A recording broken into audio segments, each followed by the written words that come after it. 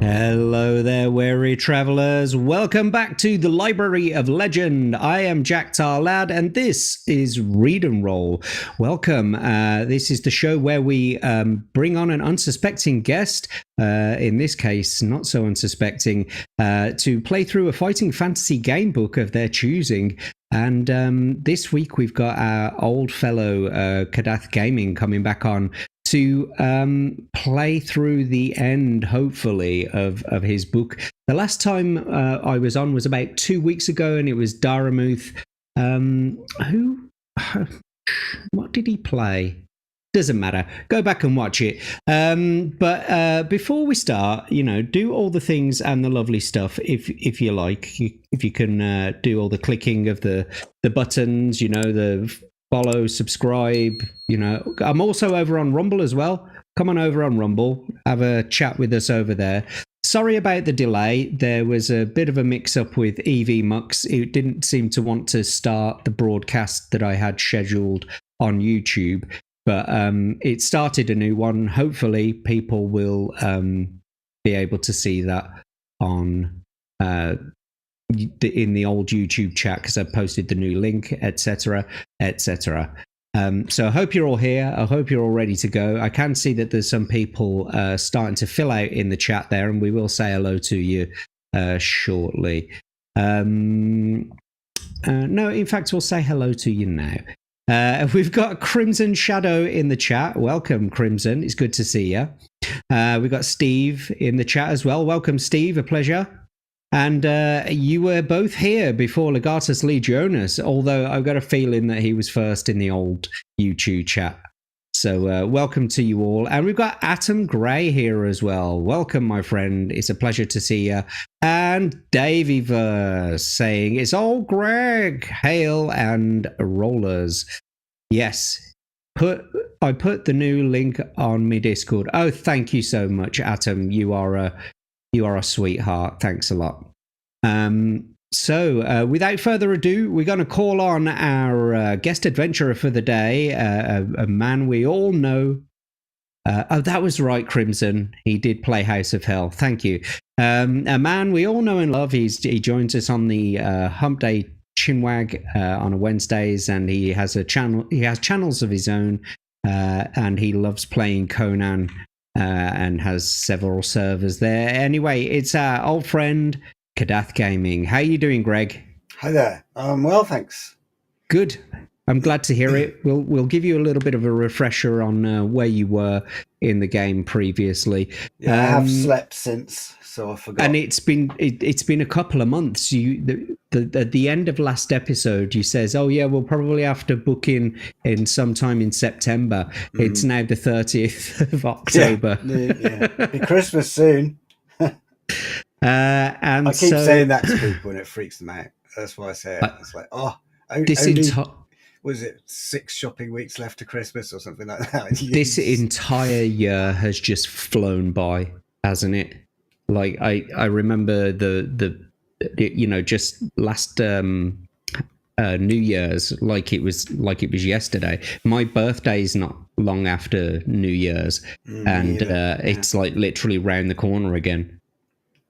Yeah, I've got to remember how old I am this year, because it was this year, this birthday just gone, that I aged 2 years in one birthday. So I'd spent that whole year before that under the misapprehension that I was still 54 when I was actually 55. Then I turned 56, and my cousin pointed out that I was actually 56, and I was like, bam! Life hit me hard. 2 years in one birthday.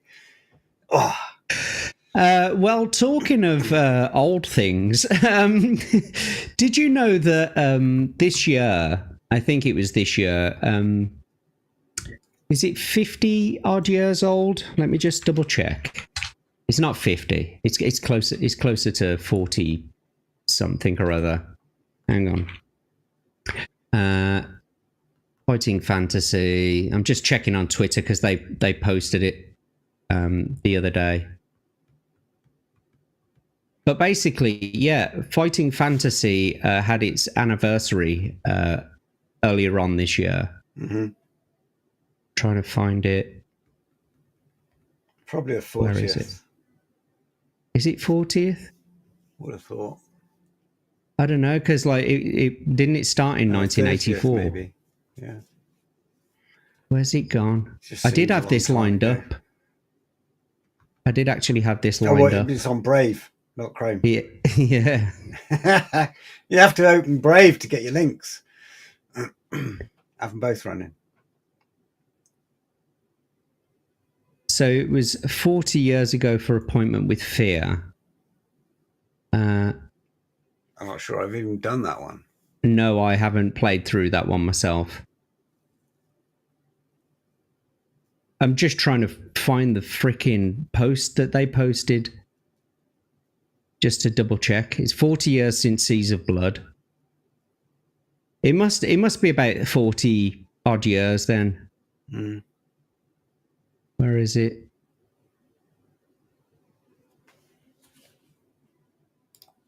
I keep seeing posts about it here on my Twitter, but it's not giving the date. Anyway, it doesn't matter. It's an anniversary. It does now. 1982, Warlock of Firetop Mountain was published. That's 82. The one I'm talking about. Yeah, 82. 1982. Cool, blimey. I was 12. He was 12. Yeah. Well, nevertheless, something that I wanted to show off on the stream was I pre-ordered this back in August because they advertised it back in August, and it went for pre-order on the 25th of September, and I received it about a week ago. Mm-hmm. So but it's basically the collector's edition. Oh, nice. Of the Warlock of Firetop Mountain. Hardback. And it's a hardback, yeah. Sweet. It's got its own little bookmarker in it. I haven't really opened it much because I don't want to open it too much, but it is the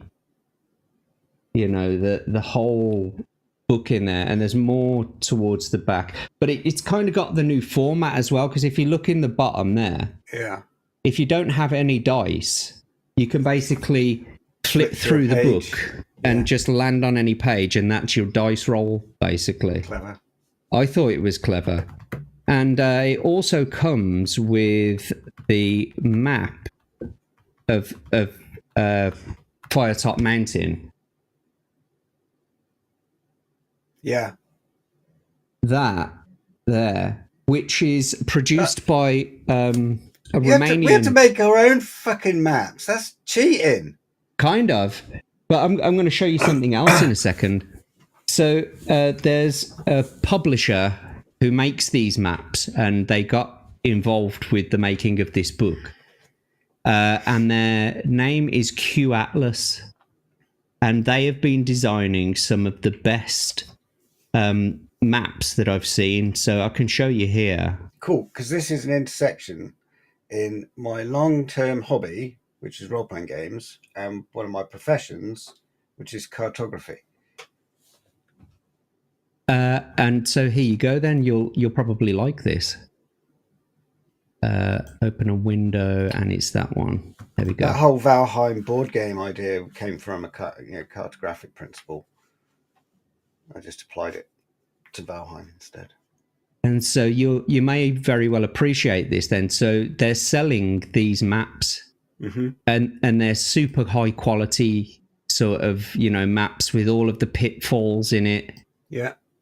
You see what I mean? Like, you start there, and like it tells you all the... How many people have fallen down that first pit? Go right and go down the pit. That's it. Game over, man. I thought, it's game over, man. But it is good because it sets the tone, and I think they did that deliberately because probably psychologically people turn right because a lot of people are right-handed. More people are right-handed statistically than left, and so there's probably a bias to people wanting to turn right in the first place. They probably thought, well, we'll just fuck them up straight off. Clever game design, but these two are geniuses. So much respect for them. Yeah, absolutely. And so this Q Atlas person, I think they're from Romania. Mm-hmm. And so they've been designing quite a few of these. Let's see. There's the City of Thieves as well. Oh, God damn, that's cool. And they're super high quality. Look at how far I can zoom in on this. Yeah, that's amazing. City of Thieves. Let's have a look. What else? That's the black and white version of the Forest of Doom. Yeah, I was going to say Forest of Doom. And there's the color version. Oh, that's really cool. It looks like one of my favorite board games, which is Carcassonne. Uh-huh. Kind of an isometric view of a medieval French landscape, and with like medieval pen and ink style drawings. And I guess Daramuth could have done with this last time. Yeah. You have to send me the link, and then when I choose the next book, I'll have the map up in secret on my other monitor. Oh, right. Okay. Now I know these are there. Well, you can go but seriously, like I remember doing Warlock of Firetop Mountain and had my like D&D graph paper pad out, and I was making my own maps because I had 3 elder brothers in the 70s, and they all played Dungeons and Dragons. So we started playing as a family, when I was 8 or 9, Advanced Dungeons and Dragons as soon as it came off the boat. We had the softback AD&D Monster Manual, which was the first one that landed before the hardback did. So I don't have any of that stuff anymore, though. So what I did was I bought the ones that were available according to the ones that I've got, according to the books that I've got, basically. What, in the hardback series? Pardon? You're getting the whole series in hardback? Well, it would be nice to be able to do that, but I don't think they've published all of them in hardback. If I could get all 30, 40, no, it's way more than that, isn't it now? Yeah, that would be insanely expensive. Well, this was 30 quid. Jeez. Right, yeah, don't want to do that. I can see why you'd want it, but I'd go around all the second-hand stores and pick up the originals for 20p each. Honestly, I would do that. I've been genuinely looking for the fighting fantasy books in some of the thrift shops and all that. Can't find them anywhere, mate. It's like a real lucky find if you find one. That makes it all the better. Yeah. That's a good reason. That's the kind of thing, right, that I used to amuse myself doing when I was being dragged from pillar to post by my mum and dad, going to charity shops. Being the youngest, I had no choice. I had to go with my parents, and my brothers were like, fuck off. And as soon as we were out the door, they were like... I do that with my daughter. Did you find it to be an experience that you didn't want to do? Shoe shopping is the thing I hate the most. Oh, and me. Apart from putting quilt covers on. Shoe shopping. Fuck that shit. You hate putting because quilt my mum, covers on. she had like 4 kids to buy for, so she would look for every bargain in every size in a town where every other shop was a shoe shop. So it was fucking nightmare. I hated the shit out of it, man. But anyway, I do that with my daughter. I drag her. I can't complain. Other people have had worse childhoods. I'm sure they have. Going back to the maps. Though the reason why I bought the maps that were available, because they're not all available. They've only done a few maps basically, but I managed to get those 5. I need a couple of others. Talisman of Death is not one that's available currently, but I got the ones that go along with the books that I currently have to be able to do these adventures that I've done. So what I'm thinking about doing is, in the future, how like the chat can donate to you to help you with your journey. So for a certain amount of donation, they will be able to unlock a map for you. Oh, cool. So rather than you go through it blindly and you're having to make your own sort of map, that sort of thing, the chat will be able to unlock a map for you. That's the way that I'm thinking about going forward. But yeah, cool. I just wanted to show off those few things. Yeah, they're really cool. I mean, so do you know what the world of Greyhawk is? No. So AD&D, the original setting for AD&D was Gary Gygax's campaign world, which was the world of Greyhawk. And they did this, TSR published the World of Greyhawk Gazetteer and map. And it was like that 2000 AD poster. It's like 2 of those side by side. And I had that originally, and I had them up on my wall. But that's like bedroom. An A1 poster, isn't it? Yeah. But I had them next to one another up on my wall in my bedroom. So I had this fucking massive World of Greyhawk map. So it's kind of indelibly printed on my memory now. Nice. Because we did all of the dungeons that were available back then as well. So we did the famous sort of series. It is the A1 to 4, G1 to 3, D1 to 3, T1, I think, in that order. But so that's like from level 0 to, we ended up with a castle each, and I had 100, a militia of 100 army, all sorts of crazy shit by the end of that. But yeah, we played it anyway, I digress. Sorry, you were saying. Well, I was actually interested maps, in. That's what we got into. But I was actually interested in hearing what you were saying. Like a lot of this role playing shit over there. that is, the number of maps and stuff that are all in that. It's probably the thing that I like the most is the fantasy maps. Well, like I say, Q Atlas, go and look for them. They've got loads of different maps, all for different things. There's a dice studio called Q Dice. Are they anything? I don't know.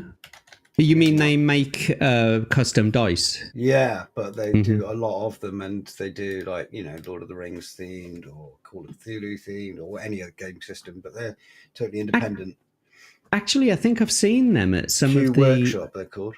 Yeah, I've seen them at some of the conventions. Yeah, when I went to the Games Expo. Because I'm such a nerd. I've got like 3 dice bags full of dice, so I've like got to the point where, and because I'm a GM, I like to show off when I'm gaming. So I have like a custom dice set for the genre of game I'm playing. If it's Call of Cthulhu, I'm playing with Cthulhu set of dice, or if it's like a sci-fi setting, I've got a set. I don't know. I've got a Lord of the Rings set with that sort of font on, and a whole bunch of other ones. Nice.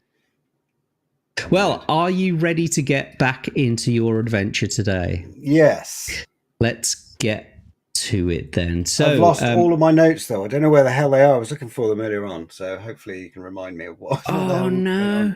Yeah. As long as I don't have to kill that old dude again. Which old dude? The one that I let live too many times. He was the crux of. There was an old dude in the temple. Or something. Oh no, you're way past that now. Yeah, I am. So you're on your way out of the town now. So you've got the talisman. Me. Yeah. So let's just take it. Have a look at your adventure sheet, shall we? Let's get over to the game section and we'll sort it out. So let's bring up your adventure sheet. Of course, by the way, boys and girls, in case you've forgotten, Greg is playing the Talisman of Death, and he's been playing it. This is the 5th stream that you've been playing this on now. Or is it the 4th? 5th? I think this is the 4th. I've died twice, so maybe this is the 4th, yeah. Yeah, I think this is the 4th. So the 4th stream, you've had some plot armor all the way through your adventure. This is the longest running adventure on Read and Roll, so you can at least have that under your belt. So Talisman of Death, let's get your adventure sheet up, which is down here. There we go. So you're currently at a current skill of 10, a current stamina of 20, and a current luck of 12. I think during your last adventure you were bought some potions, or you were able to buy some potions, and so you've actually taken your luck score, your initial luck, up to 13. So if you refill your luck at any point, you will be lucky for the first 2 dice rolls. Luck rolls. You've got 20 out of 21, and you've got 10 out of 11 for your skill there. Not too shabby then. You're in a very good position. You've got 6 provisions. You've got a re-roll available, which was bought in the last stream as well. You've got 13 gold and a ring of skill. I'm pretty sure as well you've got the talisman, because otherwise you wouldn't be able to leave the city. So I don't know why that's not on there. Don't remember.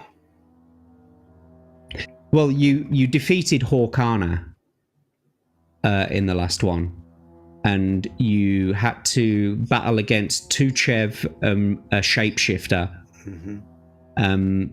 I don't think you killed Tuchev, but I think you did kill the shapeshifter. The last thing you did before you finished the game was that you beat a ghoul in a graveyard. And then the immediate thing that we did after that was we moved to page or paragraph 8. And that is this paragraph here. And so to continue, let me just have a quick look and see what the chat is saying. Where was I supposed to be taking the talisman? I've got an objective, haven't I? Yeah, so your objective is you've got to leave Grey Guilds and you've got to go up on top of this mountain and you've got to find a portal. You've got to take the talisman back with you to your world so that it renders the talisman of death completely useless in the world of Orb. Okay. And so that's where you're heading to now. Right. You've left Grey Guilds. And now you're heading towards this mountain. And so, let's just have a quick look. So I can get a map before I play. Yes, Atom Grey, you could do. You are yet to sort of confirm with me any real time when you'd be able to be free to play one of these games. But if you are saying that you're free on a Thursday, because you are usually here in the chat on a Thursday, then I would more than be happy to have you on the show, mate. Next week we've got Hanayama-san, who is a new contender. Now that he's got his new computer, he'll be coming along next week. So get in touch with me, Atom, if you want to play the game. You can. And Crimson, I think he was saying about the maps there. That's fucking cool. Okay, so let's get on with it then.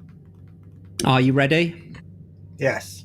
So you put several miles between yourself and Grey Guilds and sleep the night in a hayrick.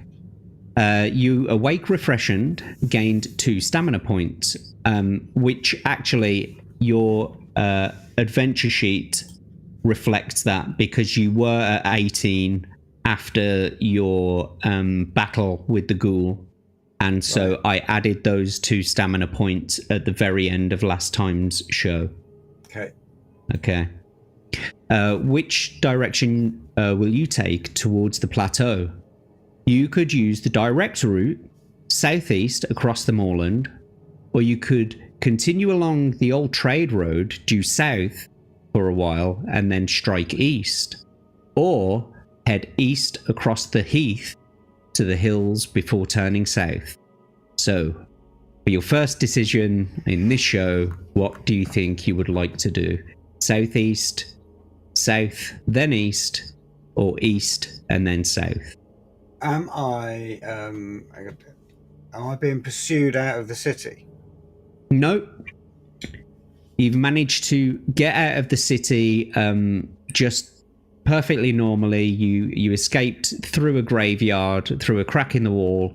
The only thing that happened to you was that you defeated a ghoul on the way out. In that case, I will stick to the road because it's unlikely that patrols will be out looking for me.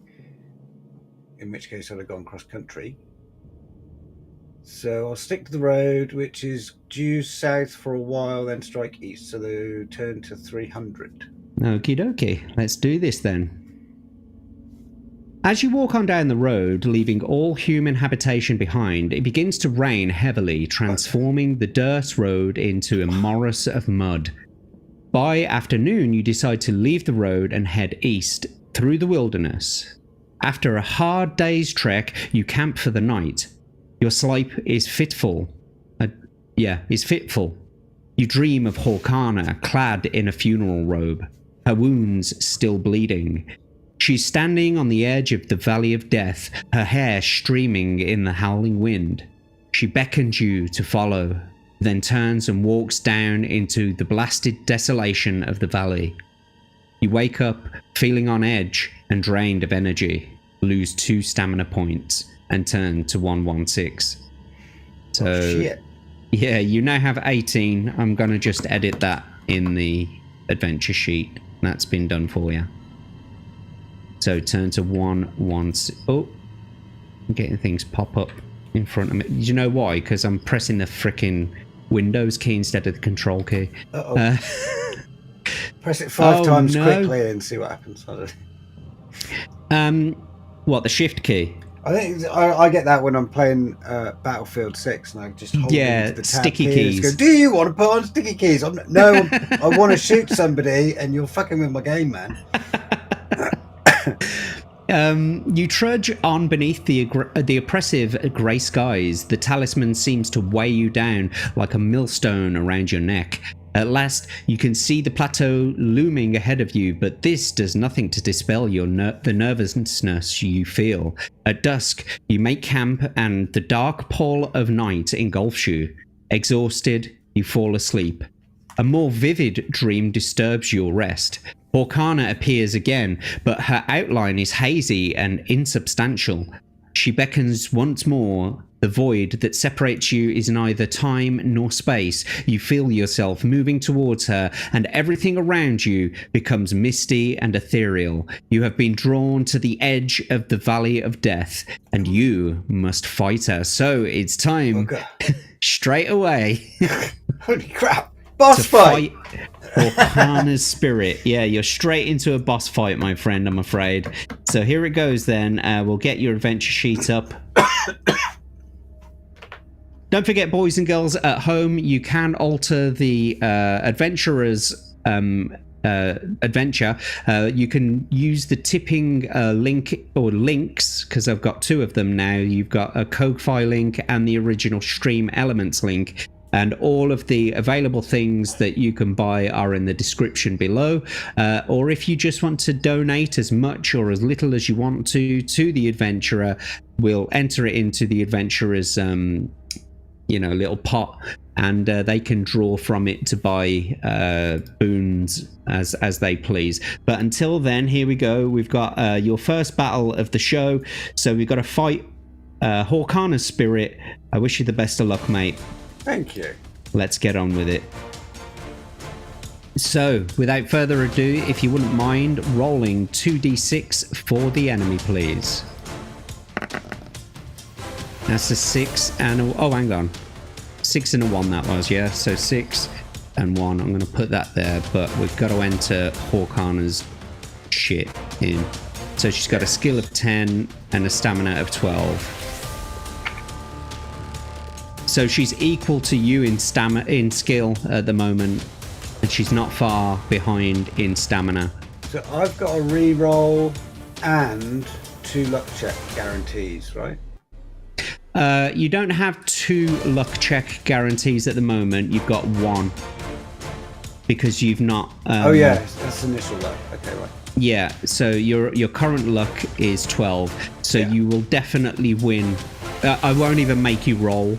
Yeah. If you just want to use your luck, I'll grant you as lucky, and you will have won.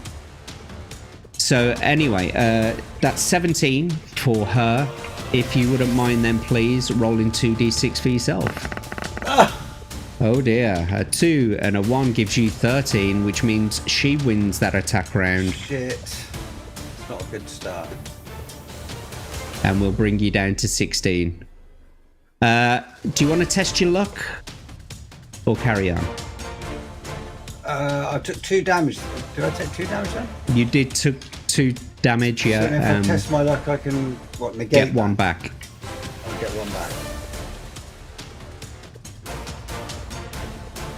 Yeah, I'll do that. I'll test. Well, you want to test your luck? Yeah, I'm going to get 1 back. Okay. Health's important in boss fights. Okay then, so you now have a current luck of 11 and we'll give you 1 point back in your stamina. Okay, 2d6 for the enemy, please. Don't forget you've also got your re-roll. So a 6... I should use the re-roll on my crappy roll. Yeah, maybe. We'll see if another one comes up. I had a free thing. 6 and a 3 gives them 19. And then 2 for yourself, please. A 5 and a 1 gives you 16. Unfortunately. I might re-roll that then. Okie dokie, you sure? Yeah. Right then, we'll take away your re-roll. And if you can roll 2d6 for yourself, please. 5 and a 4 gives Nearly you a 19. You've parried blows. Man. Well, I might need some help, chat. Okay. 2d6 for the... you parried blows, so yeah, 2d6 for the enemy, please. 2 3s. Give them 16. Roll low for them and high for me. That's the way you want it to work. Okay. 2d6 for yourself. Not like this! I don't have a reroll. No, you don't. But you do have 11 luck. I'll do the luck check. Okay. So I have to roll. You've got 15 current stamina. You need to get 11 or below on 2d6. Don't, for the love of God, roll 2 6s. Yeah. Do just my luck. Well, you were lucky, and so now you've got 16 stamina points. Can you roll 2d6 for the enemy, please? No! Ooh, fucking hell, mate. That gives them 20, and then if you can roll 2 for yourself, please. Can I beat that even? Yeah, because you're both on skill of 10. It's bad. A 2 and a 4. Have I done any damage yet? Nope. Gives you 16, which means that we'll have to bring your stamina down to 14. Would you like to test your luck or carry on? Oh, we'll test my luck. Well, under 10, right?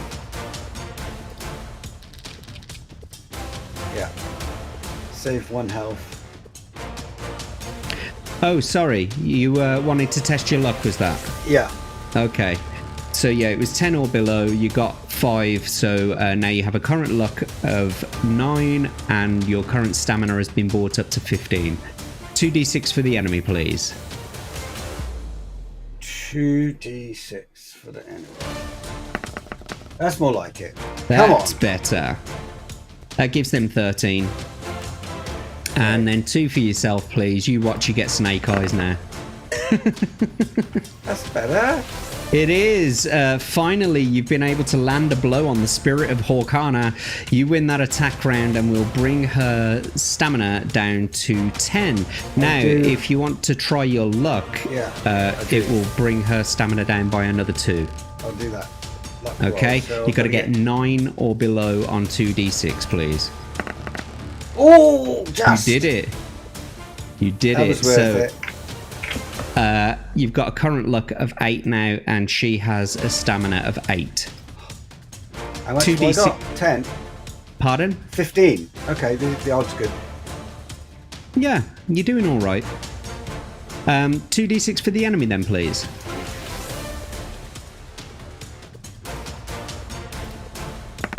Sorry, oh. So the 6-6 is hers and the 6-5 is mine. Yeah, kind of. It's not looking good. Yeah. So that's that's 22 for her, and it's 21 for you. Oh, 22 for her, 21 for you. She wins the attack round. So I'm afraid now you've got 13 stamina. You want to test your luck or carry on? I'm going to save it for damage, I think, at this point. Okay, 2d6 for the enemy then, please. 6 and a 2 gives her 18. Oh yeah. A 5 and a 4 gives you 19. You win the attack round. Nice. Okay, so I'll do the luck roll for extra damage. If you want to try, so she's got a stamina of 6 now. You've got a current luck of 8. You've got to get 8 or below on 2d6. Okay. It's up to you. Yes. Well, you definitely did it. So she now has a stamina of 4. And so 2d6 for the enemy then, please. Oh! Yes! Nice. A 1 and a 1 gives them 12. snake eyes. And a 1 and a 4 easily beats that. With 15, you win the attack round. So she's now down to 2. If you want to test your luck, you can. And that'll destroy her if you win. I don't...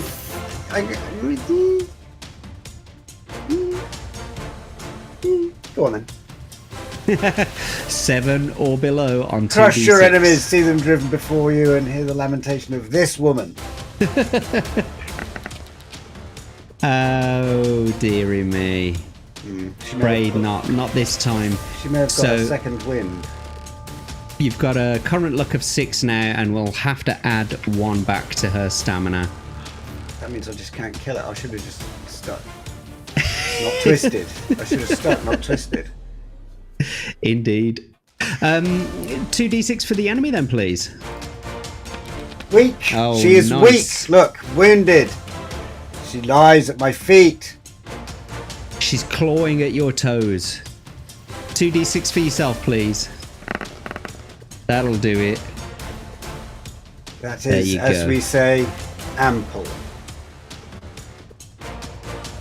And so she's got 1 stamina left. Do you want to save your luck and carry on? Yeah, save my luck. Okie dokie. 2d6 for the enemy then, please. She's not in a very good position, but she'll now get a double 6. Not the end of the world. 3 and a 5 gives her 18. Big dick. Come on. Big dick. Give me 12.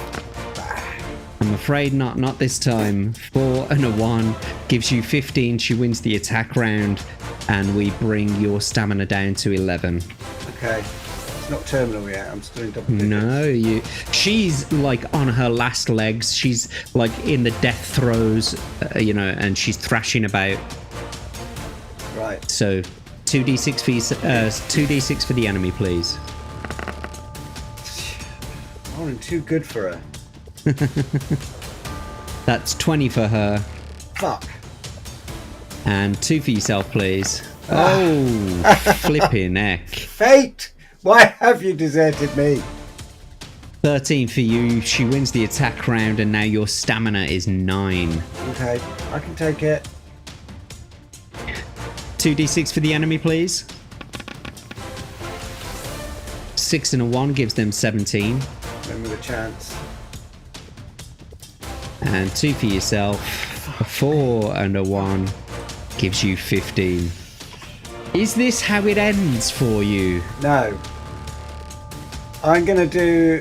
Because I only need to hit her once, I don't need to save this luck for damage. Well, look, so I'm going to roll. Stop. Let me just give you a little bit of a hint here. Right, there's no saying that you're not going to be meeting other people before you get to your end goal. There could be other enemies and bosses just around the corner. Okay? And if no one... You've only got provisions. You've got 6 provisions left. So if you do win this battle, you can only build your stamina back up. Oh, not my luck. Right, yeah. You can't build your luck back up. You know what? I've got spoilt by having a potion of luck each time. When I restarted, I was like, oh yeah, I'll have that. If someone wants to buy him a potion, they can do, but it's still like a 1 in 6 chance.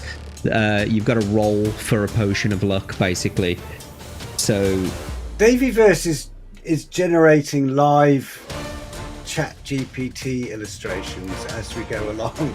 Is he? Yeah. Are they good? Well, there's one, yeah.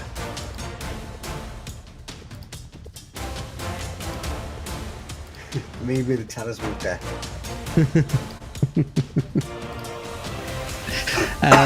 Right, so if you wouldn't mind then please roll in 2d6 for the enemy. Right, okay. 6 and a 1 gives them 17 again. Double 6, please. 6 and a 2, that'll do it. You've done it, mate. 18 to 17, you win the attack round, you've won the battle. Nice. So congratulations, mate. You did it.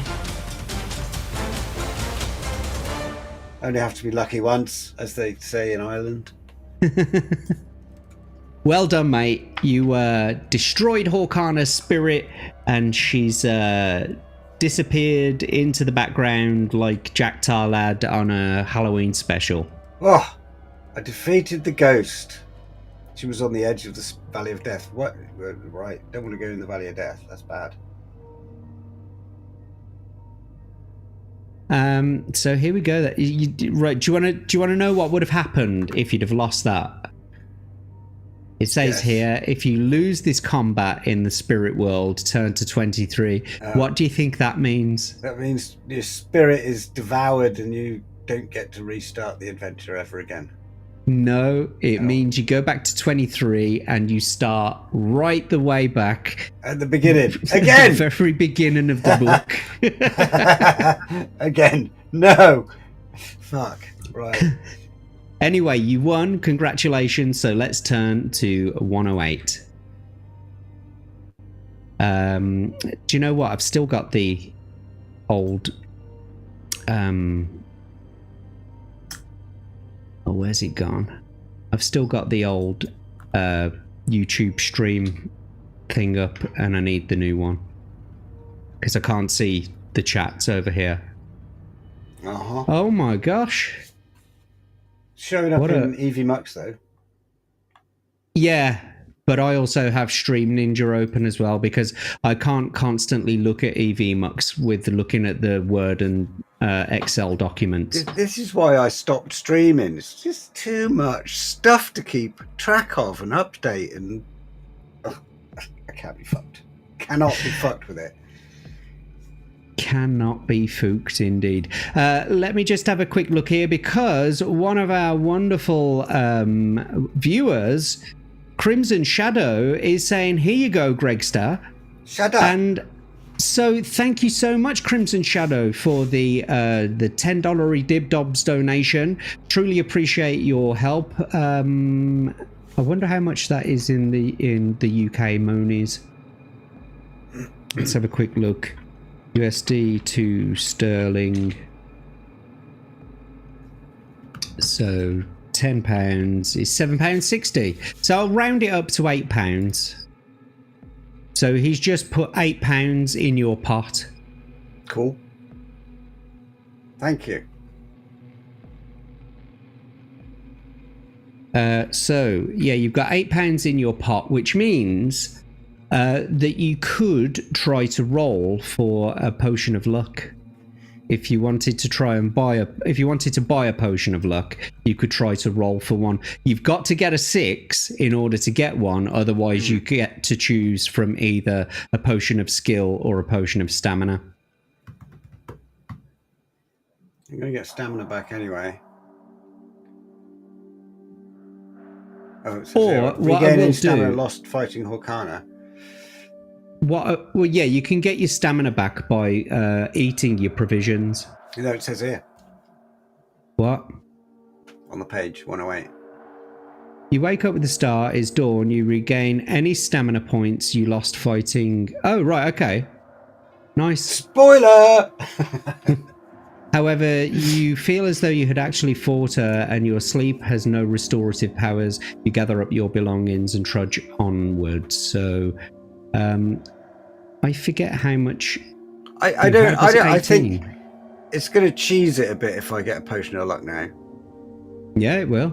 It will. So I'll keep it in the bank and maybe roll it on for the next adventure. Okay. You could also buy a re-roll. Mm-hmm. You could buy one for £5 if you wanted to. You could also buy your backtrack back as well if you wanted to. Oh, yeah. Yeah, you currently used your backtrack. Can I get a re-roll and the backtrack on? No, I think they cost £5 each. Oh. It's not you're not having a sale.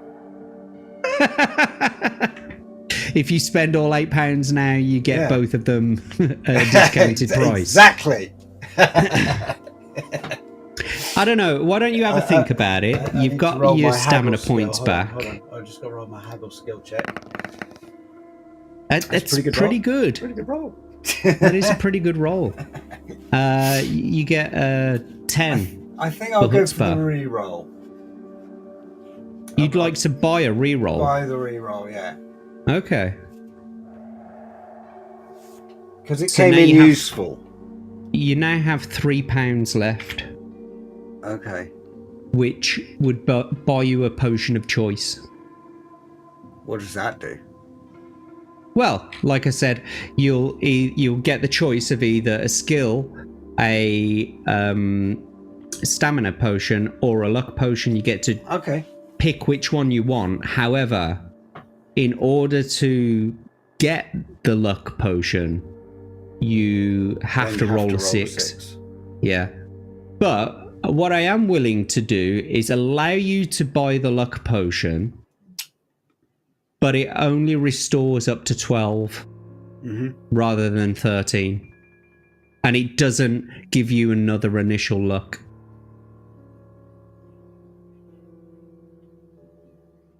Because if you have the luck potion, you would drink it, it would restore all of your current luck to its initial value plus 1. So that means effectively you would have 14 initial luck.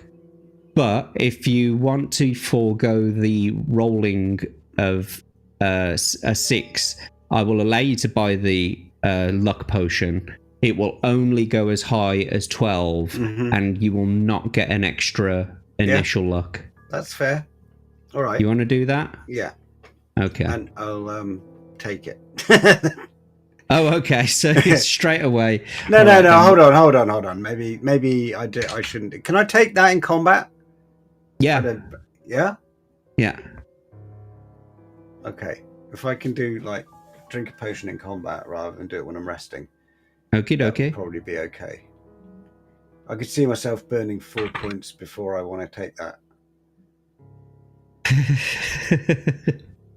The potion of luck, only 12, no additional. Okay, I'm just putting that in there for my memory so that I don't forget. Okay. So you've bought that now. So you've used all of your monies that Crimson Shadow has just donated to you. And thank you once again, Crimson Shadow, for being such a good sport and donating to our stream. It always goes to making the show much better. So thank you so much for your generosity. You kind of get higher than a 12 anyway. Yeah. But that's precisely why I'm saying he's not going to get higher than 12 added onto this, because like I said, the luck potion, it would bring him back up to 13 plus 1 usually. But if he wants to forego that, which he has, then I'll allow him to buy it without having to roll for the. Yeah, it's probably not meant to be used multiple times in the same character. Exactly. and that's why I made it as a roll of 6. You get a potion of choice, but if you choose to go for the luck potion, then you have to be lucky to get it. I haven't rolled for it. You don't have to, because you forewent rolling for it. All right. Yeah. But the way that I've got it working is, what I'm saying is that if someone buys you one, you get to choose the luck potion if you want to, but you have to roll for it. Because otherwise it's too overpowered. Yeah. You could just keep buying potions of luck and adding to your initial score until you got like 20 luck. So, yeah, anyway. So, you wake up with the star, yada yada. You regain any stamina points. We've been through all this. Yeah, you gather up your belongings and trudge. Before we flip the page, could I use one of my provisions to top up my health? You sure can. During this rest period. Yeah, you can. I've got quite a few provisions. I don't need to be conservative with them at the net. That's right. So you got 6 provisions. That provision will only restore 4, but you've got an initial stamina of 21. So one of those points that you could have used from your provisions, it will go wasted, basically. Yeah, that's all right. Okie dokie. I earned it. You did. You earned a good sit down and a, mug of whiskey, that sort of thing, and eat a bit of food. Right. Let's crack on with it then. So turn to 326. You are nearing the mountains which stretch away in a haze of purple to the south. Ahead of you lies the plateau. Suddenly, a dark shadow falls all around you. Looking up, you see an enormous bird swooping down towards you. Its beak alone is larger than you. Will you stand to fight it, kneel to fight it, or lie prone?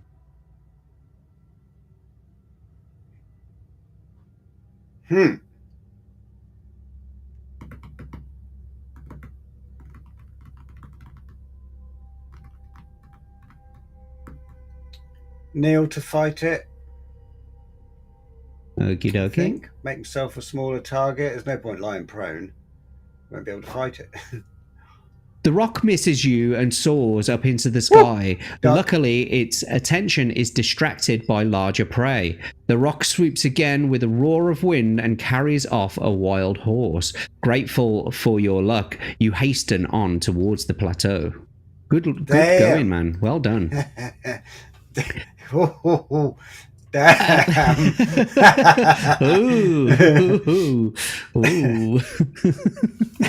At last, the steep cliffs surrounding the plateau tower above you. Steps have been cut into the face of the reddish rock, which you begin to climb. By midday, your legs ache abominably, and you are glad to reach a ledge where you are welcomed by a cool, fine spray rising from a waterfall. It cascades down the side of the plateau, casting small rainbows in the sun, and the thunderous roar is almost deafening. Will you climb upon the steps or examine the waterfall?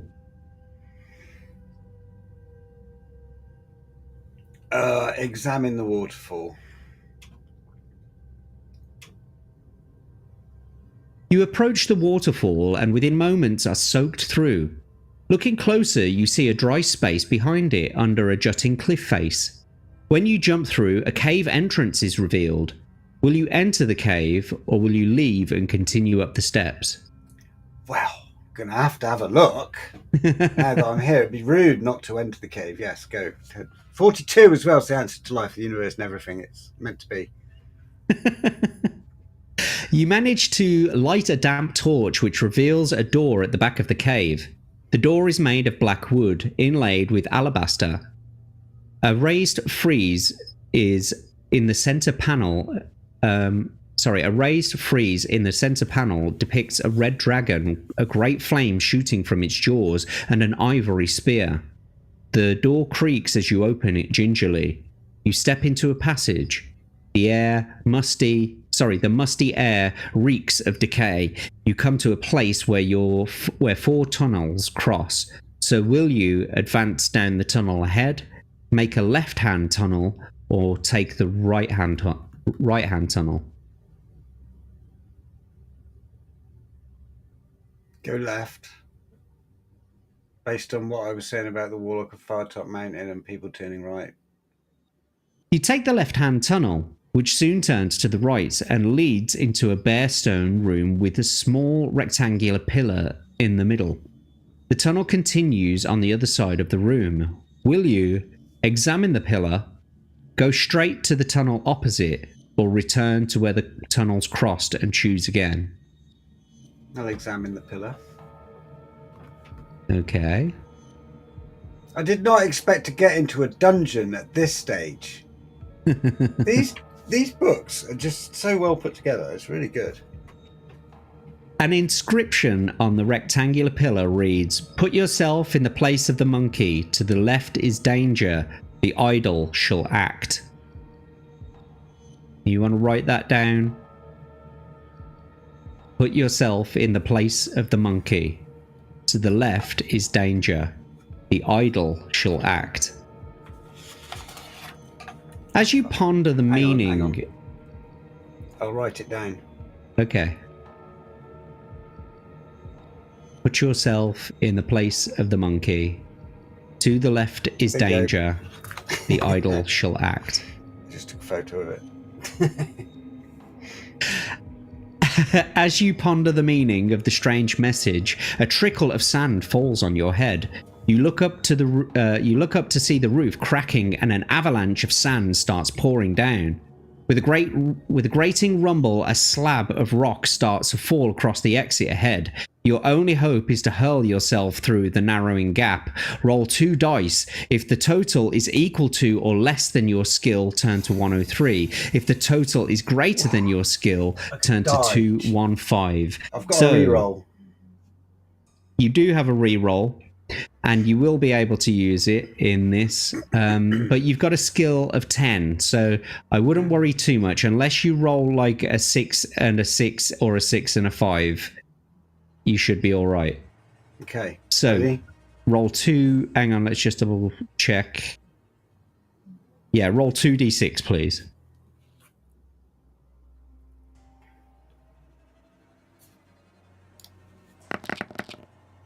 There you go. 8. Awesome. So if the total is equal to or less than your skill score, turn to 103. Let's get you rid of your adventure sheet there. You roll through just as the rock slams down with the reverberating crash inches from your face. You walk down the tunnel until you come to a dark iron door. A message has been painted in shimmering letters upon it. One only can be read. You swing the door open and enter a rectangular room with an iron door in each wall. In the center of the room stand 3 pillars, 1 rectangular, 1 circular, and 1 square. Will you leave the room through one of the other doors? Examine the rectangular pillar, the circular pillar, or the square pillar.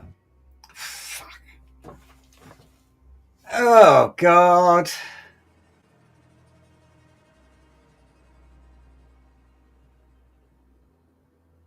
Yeah, it's a rectangular room, so I'll check the rectangular pillar.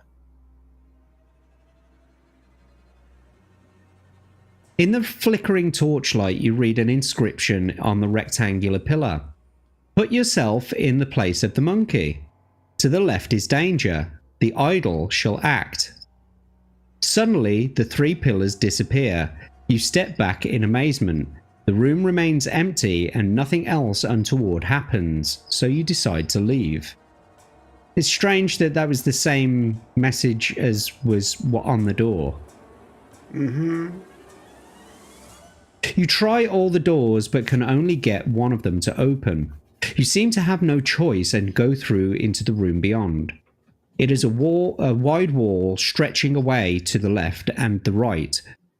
In the center of the room stands a hideous idol. Its base is the coiled tail of a huge serpent.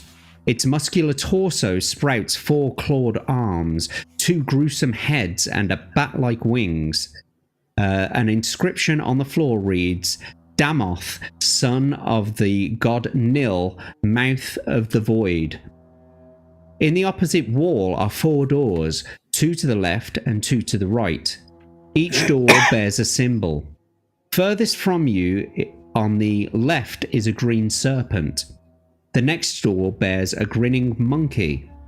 The third, a black scarab beetle. And the 4th, furthest to your right, is a red dragon breathing fire. Which door will you open? The serpent door, the monkey door, the scarab beetle, or the dragon door? Well, 2 clues pointing at the monkey, place of the monkey. To the left is danger, which would be the serpent door. To the left of the monkey door, maybe. The idol shall act. Don't know what that means. So I'll go for the monkey door and go to 332. Please.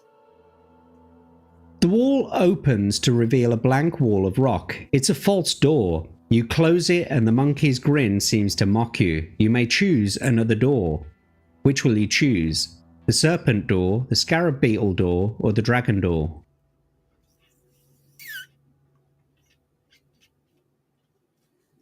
Let's try the scarab beetle door. The door will not open. As you try again, you hear a noise behind you. You wheel round in time to see the idol cracking like an egg, scattering 1,000 shards of rock across the room. Out writhes Dalmoth, the monstrous son of the god Nil, mouth of the void. He moves slowly but purposefully towards you. You fight him, but he is invulnerable. Your sword makes no impression, and you cannot do him harm. You realize your only chance is to escape through one of the other doors. You jump back. Which door will you try? The serpent door or the dragon door? Well, the monkey door is a blank door. That's why I said the serpent door or the dragon door, so... I'll go for the dragon door then. Okie dokie. Some live editing going on, folks. It is. We'll do it live. You open the door and you step it through into a passage. You have only gone a few steps when you hear the rattle of a falling chain as a portcullis drops behind you, blocking the tunnel. You can only go into a small room ahead of you. It is a dank crypt, at the end of which lies a sarcophagus thickly covered in grey mould. You search every nook and cranny, but you cannot find a way out. You are trapped. Eventually, you decide to lift the lid of the sarcophagus. The rank and fetid air trapped inside since time immemorial seems sickly sweet. Inside lie the mummified remains of a warrior, his skin stretched taut over the brittle his skin stretched taut over brittle something or other. His skeletal hand is curled around an ancient scimitar encrusted with emeralds, and an ebony spear with an ivory tip lies across his chest. Will you take the sword or the spear? There was a symbol of a dragon with an ivory spear, wasn't there? And I already have a sword. So if I only get one, I will pick up the spear.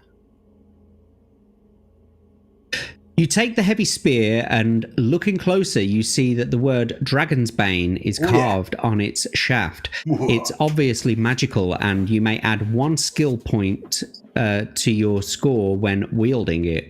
With a creak of old bones, the mummy rises from the sarcophagus, and it lumbers drunkenly towards you, clutching its scimitar, bent on destroying the despoiler of its tomb. So now you have to fight the mummy, who has a skill of 8 and a stamina of 10. That's what it means. The idol shall act. It's been idle for millennia, and now it's acting. There you go. See, it all makes sense in the end. I need to quickly grab a top up of my tea before Absolutely. we get into this. Is that all right? Yeah, go for it. Okay, because that is empty. Let's take a look at what you guys are saying in the chat. BRB. No worries, mate. You can't get higher than 12 anyway. But apparently Snoop Dogg could, says Davey Verse. Snoop is already on the ceiling. Already floating on the ceiling. Yeah, Atom, he entered the sex dungeon. That's where he is right now. The sex dungeon. Cheeky monkey. Yes, I'm very surprised to see so few people here at the moment. There's usually quite a few more people here on a Thursday night. But we do have one person sitting over on Rumble, I can see. Let's before we crack on anymore, I'll go back to these maps so that you can take another look at them.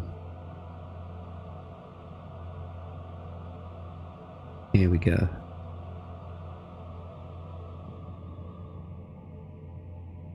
So yeah, these maps, as I said previously, they were designed by a person called, or a creator called Q Atlas, and as you can see, you know, they are pretty detailed. Am I even looking at the right one? Yeah, there we go. I'll close the other one. I opened 2 of them. Anyway, there we go. So like if you remember back to when Smoo and others have played this, the entrance is obviously here, but where's the mammoth? The mammoth that killed your boy Smoo. Oh, there it is. So it's up here. So this is where you start, basically, the Big Jim's son. And there's the mammoth.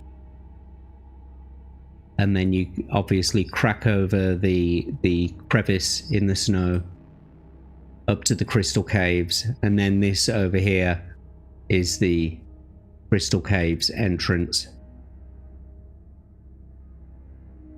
But I really like these. I love the style of them. I love the way that they've been put together. The fact that, you know, like each area of the book has been, you know, split into its separate parts, so that you've got each area and it's all, you know, well laid out like that. And also, it's kind of nice to be able to put more of an image to the book as well, because a lot of the time you're just playing in your head, making choices of whether you go left or right, straight ahead. And this kind of, you know, gives it just a little bit more depth. The House of Druma here from the, you know, the House of Hell. And looking at these maps, there are things about the maps, or there are things about the book that you kind of discover by looking at the maps.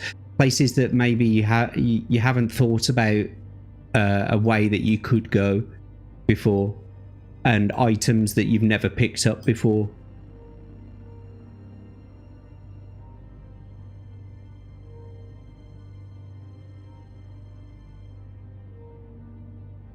But yeah, I think they're pretty cool.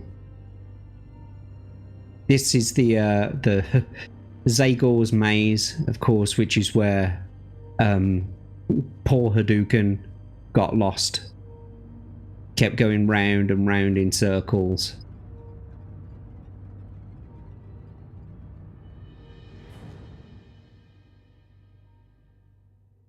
And there's only one way out, of course, and that leads to Zagor the Warlock of Firetop Mountain. And there, in the last room, is his treasure chest. Are you back, are you, mate? I'm back. I haven't got my drink yet. I timed it really well because my dad normally makes a hot chocolate. So I was like, oh, if you're making one, may as well make 2, eh? So he's doing that now. Yes. I can see that. Oh, it's Atom over there on Rumble. There we go. B-roll stage over there with the nodding cats. Right, I tell you what then, Greg. Shall we get into this battle? Yeah. Whilst you're waiting for your hot chockey. Yeah. Lovely. Right then. Okay, let's get on with it then. So, without further ado, let's start this battle. Your enemy has a skill of 8 and a stamina of 10. Don't forget you've got a potion of luck, so you can refill at any time, but it will only fill you up to 12, and it won't give you your extra initial luck. Okie doke. So without further ado, give me... Oh, and you've got a re-roll, don't forget as well. Without further ado, roll 2d6 for the enemy, please.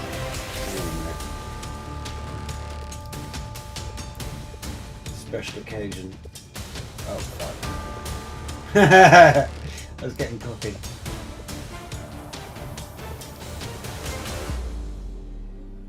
Okay, sorry. 26, roll. Is it being a bit of a bugger? Looks like you've chosen a separate set of dice. Yeah. Okie dokie. I can That put was a back. 2. Same numbers.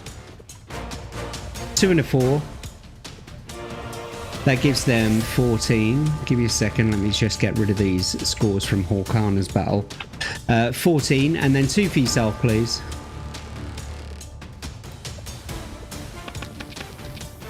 A 6 and a 4. That'll do it. That means you win the attack round. That's 20 to their 14. Oh. Well done. You brought their stamina down to 8. You want to test your luck or carry on? I'm going to save it and chip away at them. 2d6 for the enemy then, please. Yeah, there's lots of dice skins available for these dice rollers, so you can like get your crystal fire lava dice. Yeah, I chose the white ones because those were the ones that I wanted to display on the show. 2d6 for yourself, please. Oh fuck! There we go.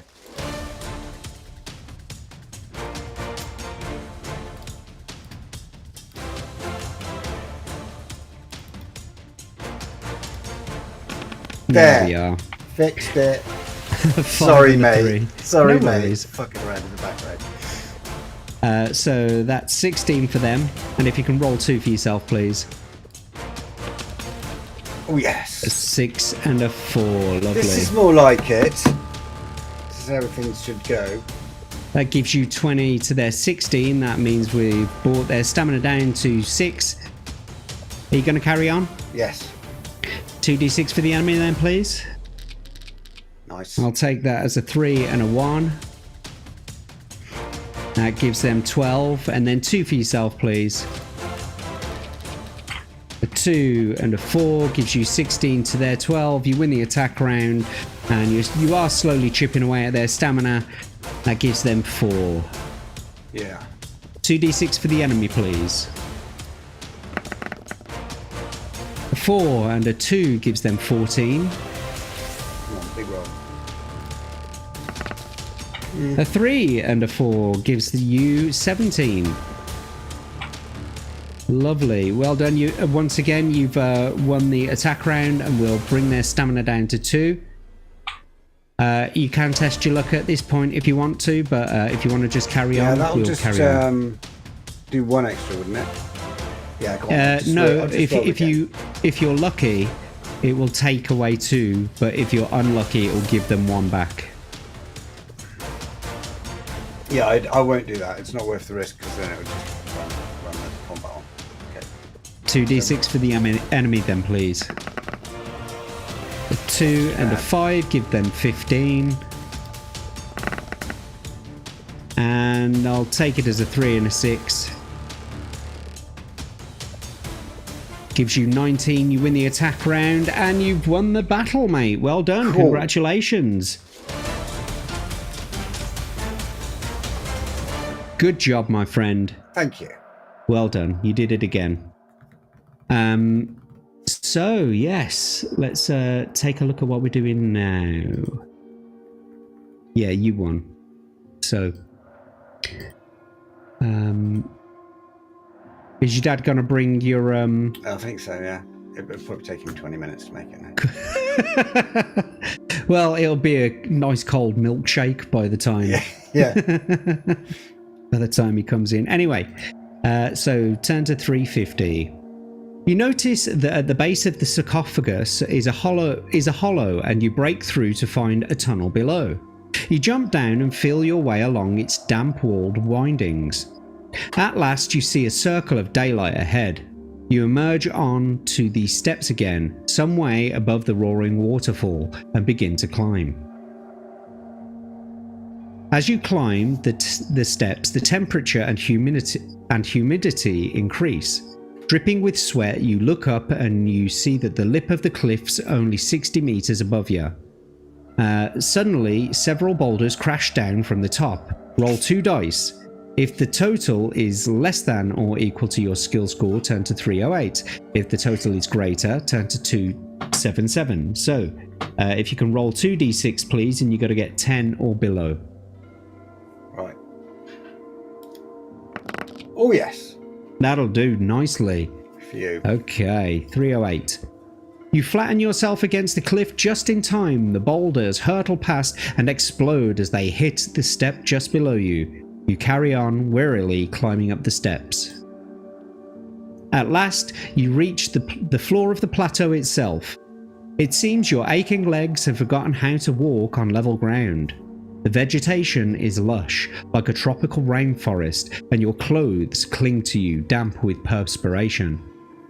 As you pause to listen to the screech of a scarlet macaw of a group of hogmen,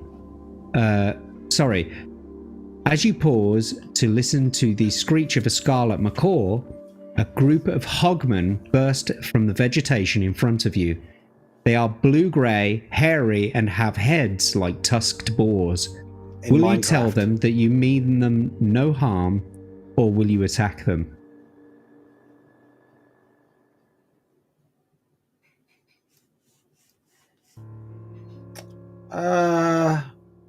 Maybe there's been enough bloodshed. I'll say, I mean no harm. I mean you no harm. This is their territory, isn't it? They probably don't get many people coming up here, or if they do, they're from the temple, or maybe it's their temple and then I'm in shit. But yeah, okay. Oh, hang on, my thing's ready. I'll just. No worries.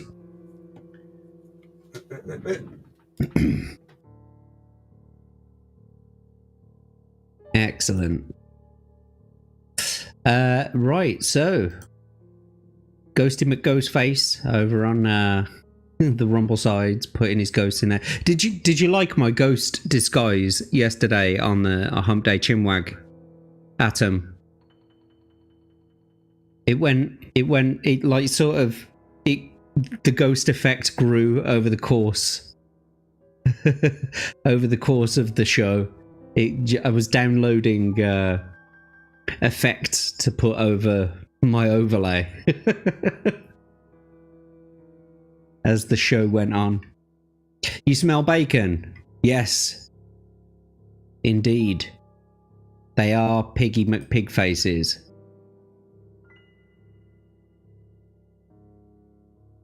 You could use your help with your avatar. Well, get in touch, mate, and tell me what it is that you need help with and what it is that you want doing, and I'll see what I can do for you. Most definitely. I'd be happy to help. It's too hot to drink. This is the way. Yeah. Right then, so the hogmen are in front of you and they stare at you and you cannot be sure what effect your gestures are having, or even if they can understand you at all. Will you offer them some dried meat if you have any left, offer them a ruby if you have them, or attack them? Yeah, I'll offer them some provisions because I've got quite a few of that. Deduct 1 unit of provisions from your adventure sheet. Too late, you realise you are handing them salted pork. Shit! Oh, shit.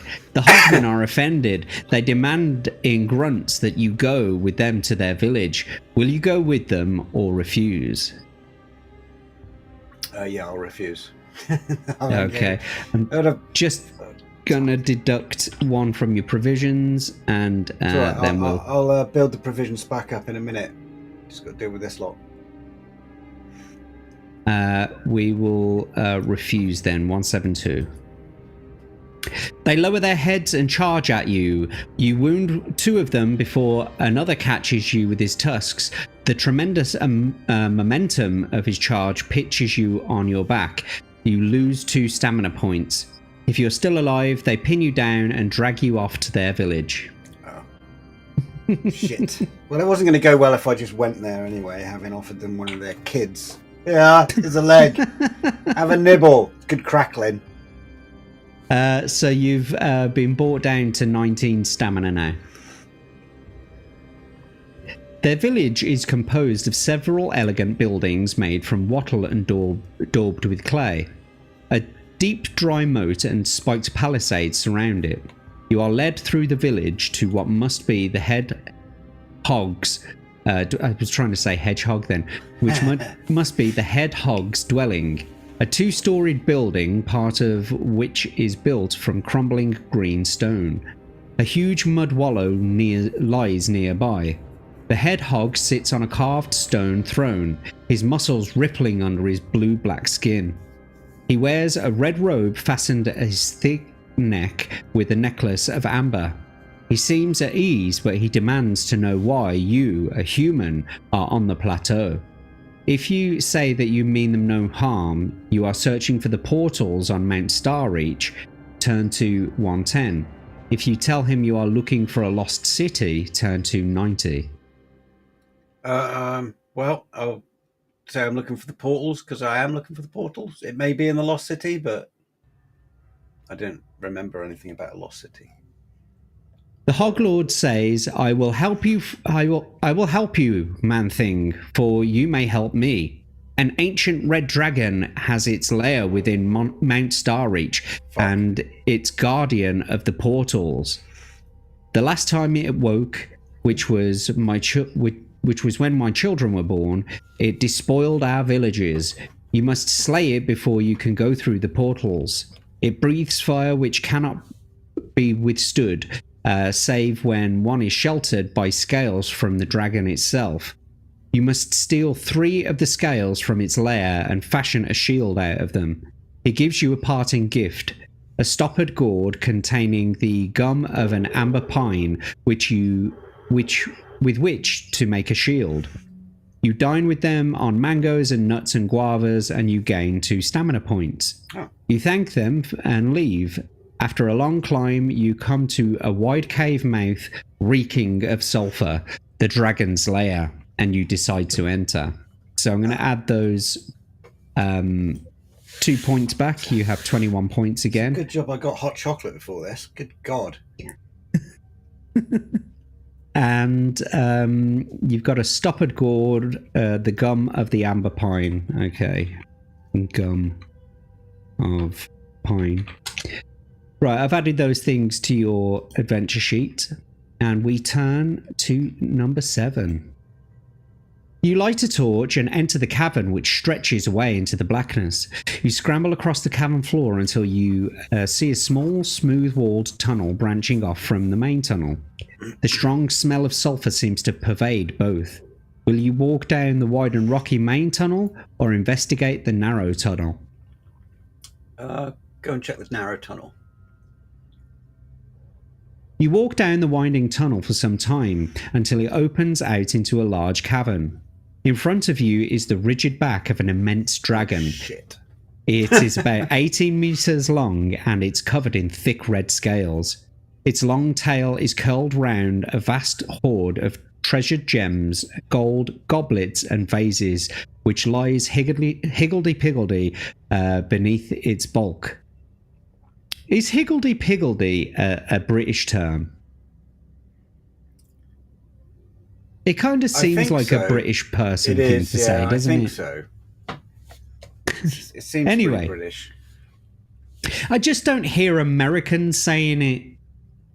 The closest American term I've heard is the Piggly Wiggly, which is the first supermarket that opened.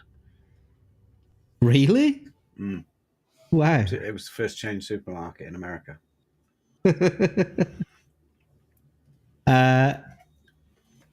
Okay, so a few of its old scales are littered around it. Will you thrust your spear, if you have one, into its scaly back, try to grab some of the scales, or try to grab some of the dragon's treasure, or leave the cavern? Right.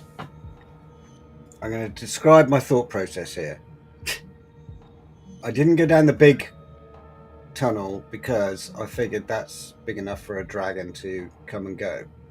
So I'll go and explore the small cavern, the small tunnel, because there might be some scales. But thinking about it, if the dragon's coming in and out of the tunnel, it might leave scales on it on the way where it's coming in and out, more likely. So I'm going to leave the cavern. If I can get out of there without waking the dragon, I'll go and check. Just to remind you that the dragon is the guardian of the portals, right? Yeah. So no matter what, you're probably gonna have to face off against the dragon. But the pigs just said you need some of its scales because 3 scales. If you come under its fire breath, the only thing that can protect you is its scales. Yeah, but I'm thinking if I try and grab the scales, it might wake up. Yeah. But if I go back and go the other way, I might be able to get scales first. Okay. So this is your final choice then. I'm just making sure this is your final choice. You want to leave the cavern.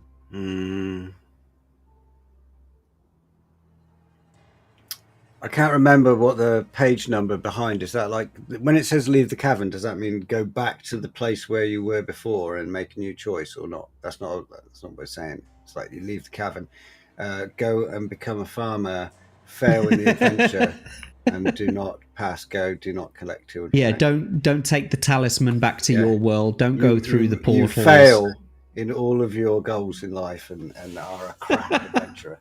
So no, we will not do that. The time for decisions like that are past. We will try and grab some scales. Okay. Quietly, if possible. You tiptoe forward stealthily and pick up 3 of the scales, which the dragon has shed. Each is as long as a man's forearm. Cautiously, you tiptoe out of the cave and continue up the mountain. Nice. Do you have a gourd filled with the gum of amber pine? You do, so let's turn to 385. Pausing in a gully, you examine the scales. You fit them together to form a shield, and using the gum of the amber pine, you bond them together. Turn to 69. 69, nice. Dude! Cool. It's the year I was born. 1869. Oh, fuck off. Sorry, mate. I had to get it in there. I had to. Or the year 69. Yeah, 69 AD, the year before the Romans pulled down the temple in Jerusalem, mate. Yeah. I remember it well. It was nice and sunny. Because you were born in the temple, right? Not in the temple. In the general vicinity. On the steps of the temple. I was a lamb. In a brief life, an earlier life. A brief earlier life. I was like, man, what the fuck? Anyway, you climb on, grasping for breath in the thin air. At last, you reach the flat summit. The panorama is incredible. The whole plateau lies below you like a table. A collage of tropical forests, mountains, and huge lakes which glisten in the sun. 30 meters away is a rectangle of shimmering silver hanging in the air, unsupported. You realize that it's a portal. As you step towards it, you hear the rushing of wind. Looking up, you see the ancient red dragon coming in to land beside the portal. Mm-hmm. Outside its lair, the dragon is even more impressive and fearsome. Warmth and power seem to radiate from its body. I am bound by the gods to guard the portal, it says in its rich, mellow voice. Will you run to attack the dragon, tell him that death threatens the world, or threaten it? I will threaten it. Oh, Billy Big Bollocks over here. Okay. You dare to threaten the Lord of the Skies, puny man thing? He bellows before you can reply. He utters a word in a strange language. A powerful gust of wind suddenly blows up and hits you. Test your luck. If you're lucky, turn to 93. If you're unlucky, turn to 112. Well, you do happen to have a potion of luck and it'll take you back up to 12. Can I quickly... Yep. Well, that was lucky.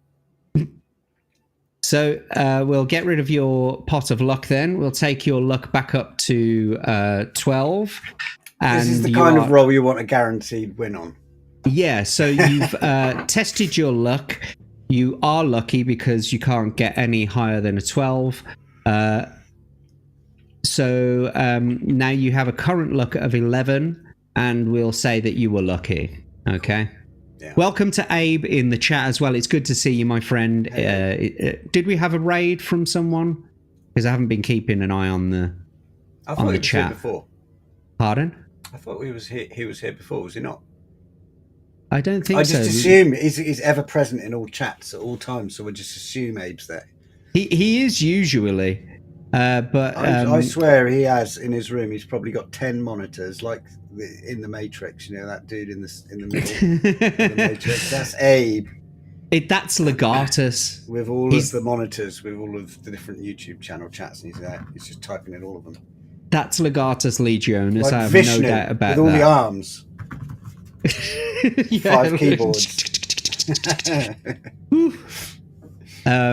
Right then, so you have taken it. You were lucky. You've now got a current luck of 11.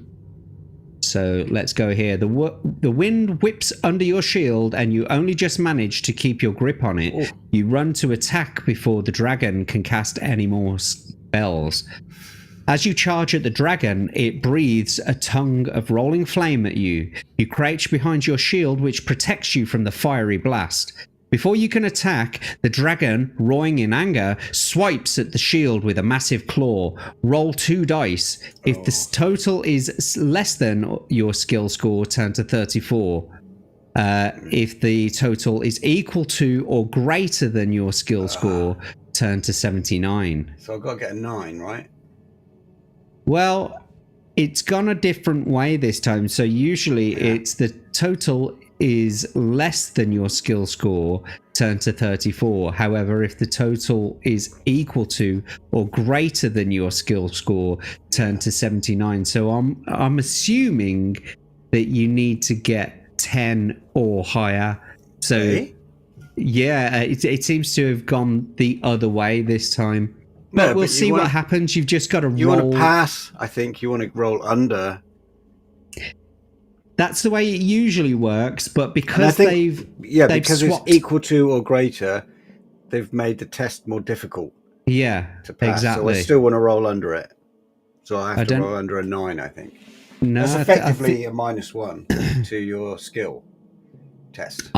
Anyway, let's just see what happens. You just roll 2 dice, and you've got it. Your current skill is 10.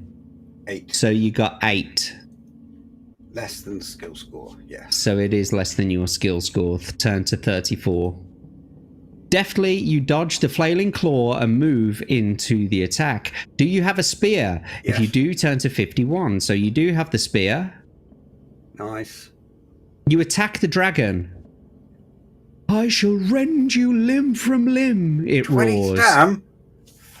Yeah, and it's got a skill of 12, which is higher than yours.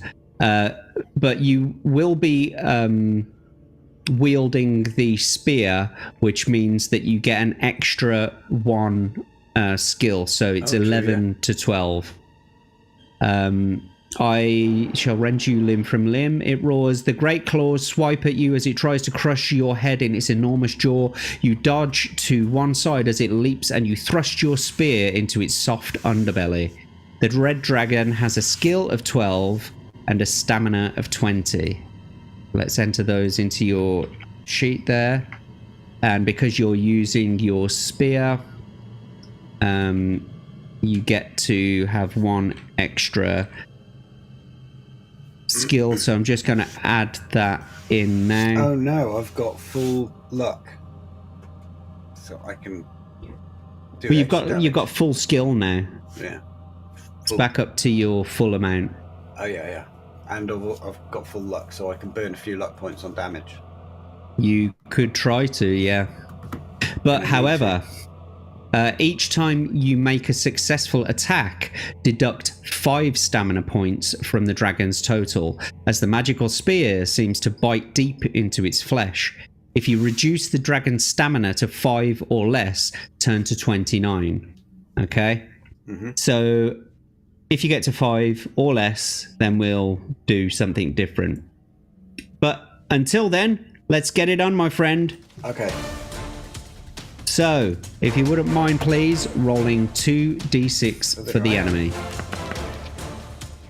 A 1 and a 4 gives them 17. Give us a second. Gives them 17. And 2 for yourself, please. A 6 and a 3 gives you 20. Well done. You win the attack round. Do I? Oh. Yeah. 21 up there. No, that was for them. Oh. Like in the last round. Don't worry about those scores. I'm keeping track of what I need to keep track of. Right. You win the attack round, so we'll reduce their stamina down to 15 because it's 5 every time you get a hit. So do you want if you test your luck, by the way, and you want to get extra damage by testing your luck, I will only still deduct an extra 2.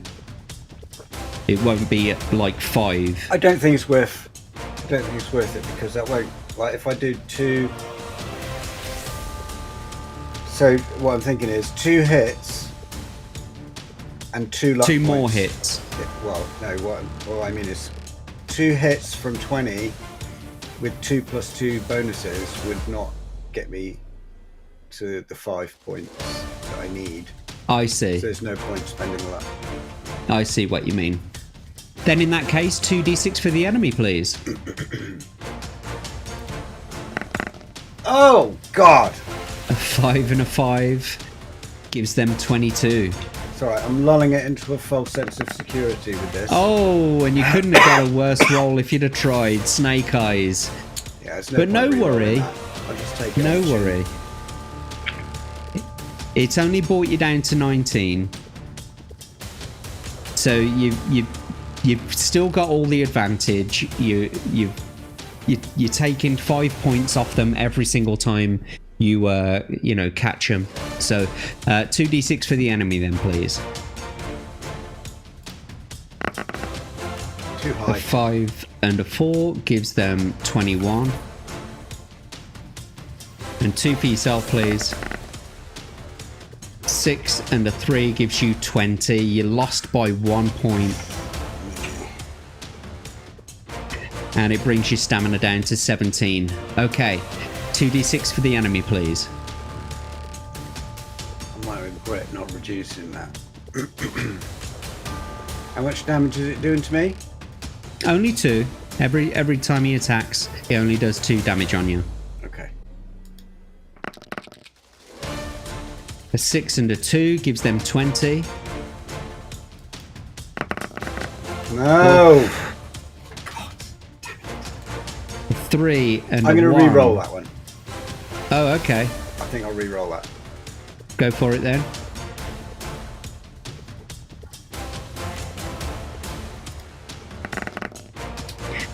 A 6 and a 1. It didn't matter, I'm afraid. That gives you 18, and you've used your re-roll now, so we'll delete that too. If anyone wants to donate, then by all means you can do right now. And because I'm concentrating on this, Greg, if you want to keep an eye on the chat there, the Rumble chat or anything else, just to see if some donations come in. If he let's think about this. If you donate a £5, you'll grant him another re-roll. So if you want to do that, you're more than welcome to and help out there. But until then, 2d6 for the enemy, please.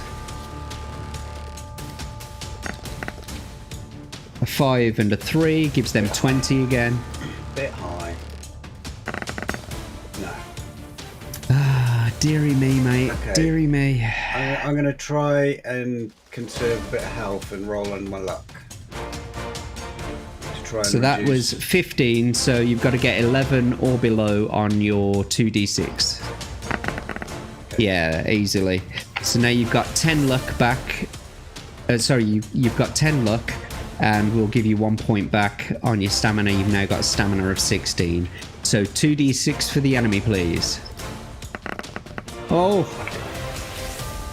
5 and a 5 gives them 22. Come on, 2 6s. Nope. That gives you 17. And so you've now got a stamina of 14. Would you like to test your luck or carry on? I'll test my luck. Okay, 10 or below on 2d6, please. You did it. And so we'll give you 1 point back. You've now got 15, and your current luck is 9. 2d6 for the enemy, please. 2 5s again. 22. And 2 for yourself, please. A 6 and a 2, I'm afraid it's not going to do it this time. So that's 19 to their 22. And we'll bring your stamina down to 13. Would you like to test your luck or carry on? Oh, well, yeah, I'll do the luck. 9 or below.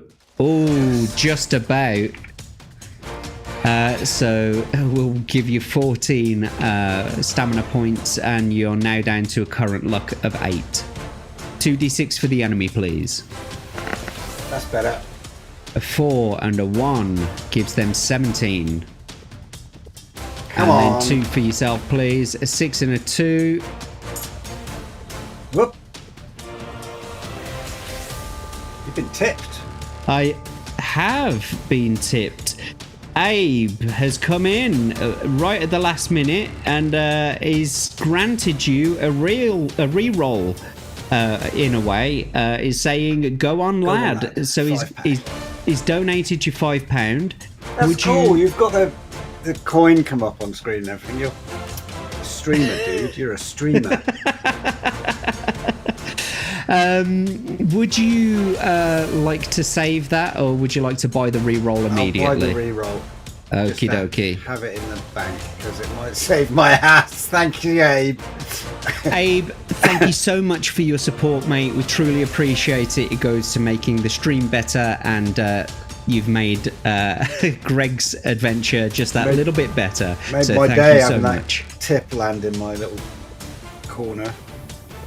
Where were we? So, I don't know. we've rolled for them, haven't we? What was the last roll? An 8. Okay. Was it a 6 and a 2? I guess. Yeah. It must Okay. Then,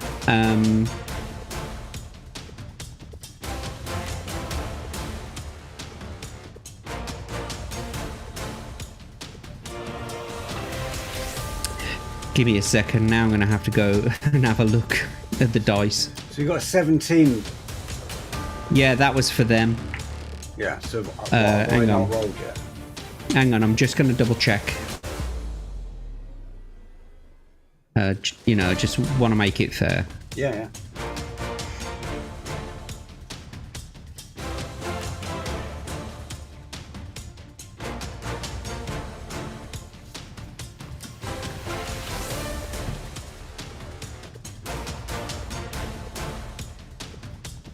Why doesn't it show what was rolled? I don't know. Oh, it was a just 6 shows and a the sum. 2. Yeah, okay, so that was 6 and a 2 was a 6 and a 2 would have equaled 19 for you, but 20 for them. So I'm pretty sure. Let me just double check the last one. It was a 4 and a 1.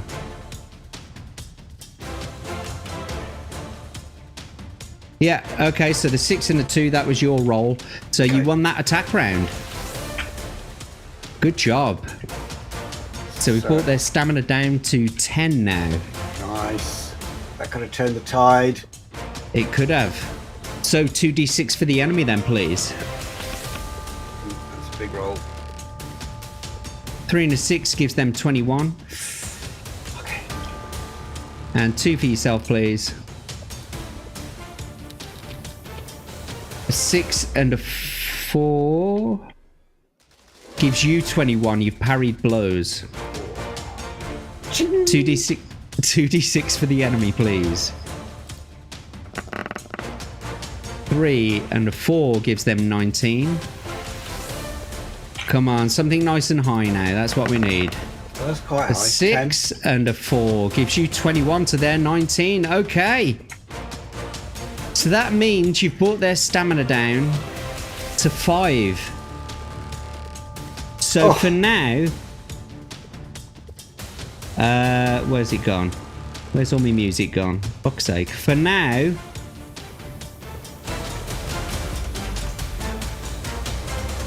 the battle is over, although you haven't quite destroyed the dragon just yet. So we'll just say for now you've done it. I'll let it live if it lets me go through the portal.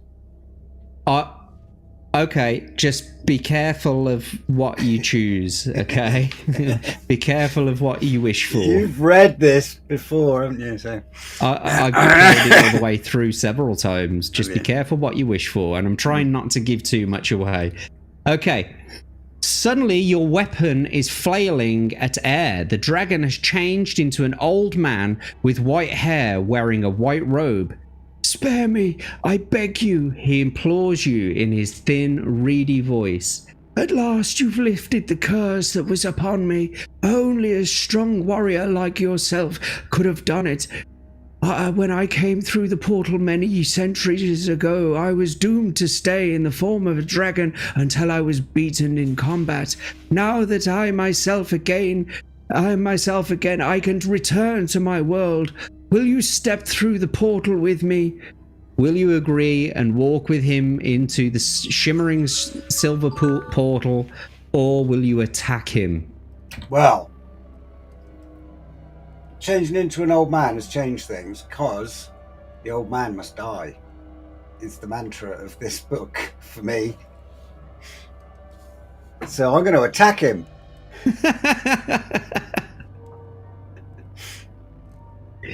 Never trust a dragon. Your first blow is fatal.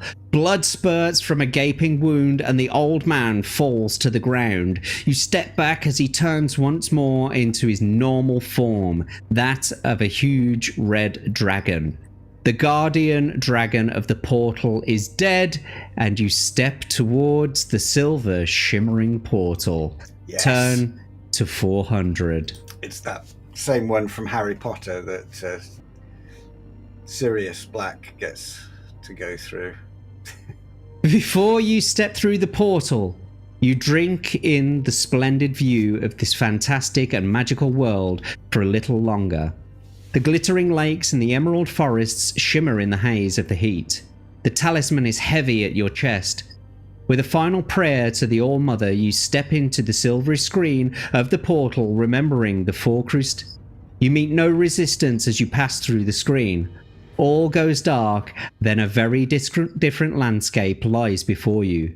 You are within a circle of standing stones. The smells, the air, the birdsong, everything seems strange, but you know that you have found your way back to Earth. You are a hero, a savior of the world of Orb. Yay! But there is no one here to herald you your return. As you step away from the standing stones, voices speak within your head. The two beings who summoned you to Orb are thanking you for saving their world. At last, they tell you who they are. Time, the eldest father, youngest son, and Fate, keeper of the balance, both gods of Orb. As you leave this sacred place, their final words ring in your ears. We may call upon you again. Oh, goody. And with that, my friend... Hey! Victory! Congratulations! I couldn't have done it without chat. You have won yet again. You have won. We've got a winner yet again. You are the second person to win on Read and Roll. Congratulations, my friend. Thanks. How does it feel to get? Have you ever won any of these books before? Yeah. Okay. Yeah, but you know, when I was a kid, I was 12, 15. You know. Well, you share that accolade now with Abe, who was the first winner, of course. But congratulations. Hopefully, we'll be getting more and more winners as the time goes on. But you've won, mate. Really Awesome. well done. Thank you. You don't get any this prize. as well. So like I've not played this one before, but like I was not expecting to end up in a dungeon. Like right near the very end right of the near book. the very end. You're in a dungeon. Go back to the beginning of the book. Like, what the fuck? So that took me that took me for took me by surprise. But then interested in making the dragon shield because back in the day, you know, White Dwarf, Games Workshop's magazine. Yeah. So back in the day when Ian Livingstone and Steve Jackson started Games Workshop, they had White Dwarf sort of started by Games Workshop around that time. So it was selling stuff from their catalogue, which a lot of was imported. So they were selling Rune Quest, Call of Cthulhu, various other things, because it was a hobby shop, mail order. And their magazine, so White Dwarf started out as Dragon Slayer. Right. Statted up magic items for dragon shields, which you needed to collect the scales of the different coloured dragons from D&D, and you needed like 15 scales to make a shield or something like that. Right. But then that would protect you from the breath weapon of that species of dragon, that colour of dragon, because they've got different breath weapons. Mm-hmm. And it was really quite well received by the editing team, and they put the letter in White Dwarf and it got published. And then I frequently bump into people who end up saying, oh yeah, I had a dragon shield when I was when it comes up in conversation, which it has done several times. I ended up writing up the stats for dragon shields in D&D and then got it published, and then people used them. So that's incredible. Then it goes full circle, because then Ian Livingstone and Steve Jackson has used the idea back in their books. Yeah. So I don't know. They could have obviously seen the same film I saw. More than likely, they did see Dragon Slayer. That was the inspiration, but statting it up and putting it in was something else. So yeah, maybe there's a full circle there. Well, it's funny you use the phrase "never trust a dragon." Why did you say that? Because they're evil. Interesting. They're all evil. Had you chosen to go through the portal with the old man, the dragon would have changed back into its form, and it would have stabbed you through the back with its tail. And one of the the last line is that you should never trust a dragon. Yeah. Really? Yeah. I swear down, I've never read this book. Never read it. But that's cool. That's a cool ending. Yeah. I thought you did really well through that. You made some very good choices, even if they were slightly biased by my reactions to them. Yeah, but then a lot of role-playing games are, if you get a game master has a relationship with the group, it's not like, you can stonewall it and say, well, this is what happens. That's it. Tough shit. But a bit of gentle encouragement means everyone has a good time.